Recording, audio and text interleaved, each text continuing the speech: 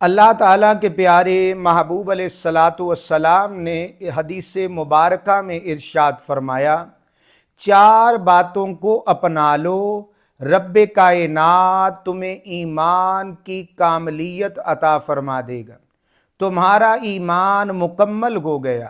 چار باتوں کو اپنا لو۔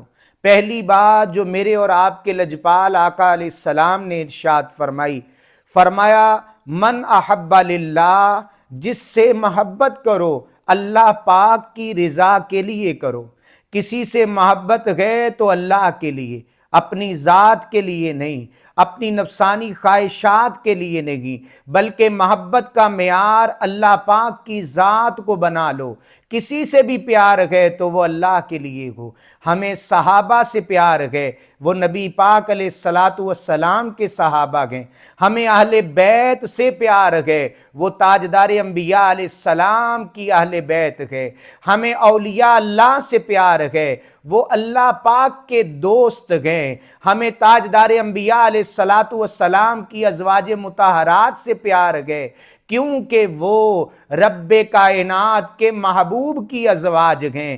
ہمیں تمام نبیوں سے محبت ہے، کیونکہ وہ اللہ کے انبیاء ہیں، اللہ کے نبی ہیں۔ اس وجہ سے وَعَلَى هَذَا الْقِيَاسِ اپنے والدین سے محبت ہے، وہ ہمارے والدین ہیں۔ اپنے پڑوسیوں سے، اپنے ہمسایوں سے، ایمان والوں سے، مسلمانوں سے پیار کرو صرف اللہ کے لیے۔ وَأَبْغَضَ لِلَّهِ دوسری بات آقا علیہ السلام نے فرمائی، کسی سے دشمنی کرو تو اللہ کے لیے۔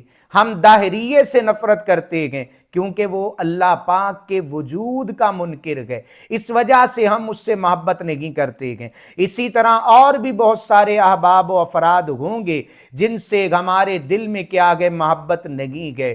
کوئی بندہ جو ہے وہ آقا علیہ الصلاۃ والسلام کی ختم نبوت کو نہیں مانتا گئے تو ہم اس سے محبت نہیں کرتے گئے۔ تو فرمایا وَأَبْغَضَ لِلَّهِ بغض بھی اللہ کے لیے ہونا چاہیے۔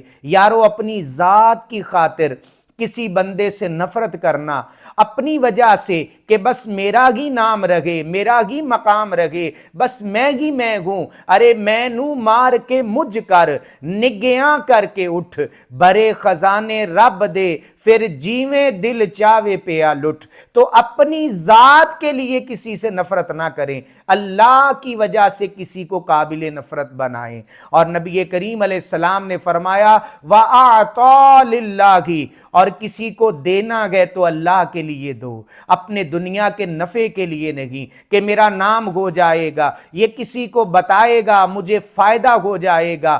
کوئی بھی کام کرنا گئے، کسی کو کچھ عطا کرنا گئے، وَأَعْطَى لِلَّهِ صرف اللہ کو راضی کرنے کے لیے عطا کرو۔ کسی سے دشمنی ہو گئی ہے، وہ سفید پوش ہے، حقدار ہے، اور اللہ پاک اور اس کے محبوب کی شریعت کے مطابق وہ مستحق بھی گئے، لیکن اپنا مال اس سے روک لینا، اپنی عطائیں روک لینا۔ فرمایا یہ نہ کرنا کہ اپنی ذاتی عداوت کی وجہ سے کسی کو کچھ دینا بند کر دو۔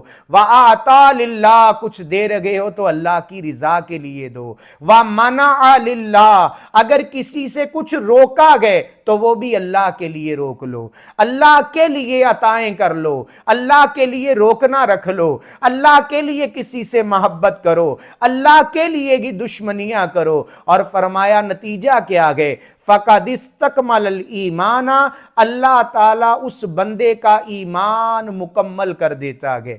یارو کتنا آسان سا نسخہ ہے، رب کائنات ہمیں ہر کام اپنی رضا کے لیے عطا فرمائے اور اس حدیث مبارکہ کی سمجھ عطا فرمائے۔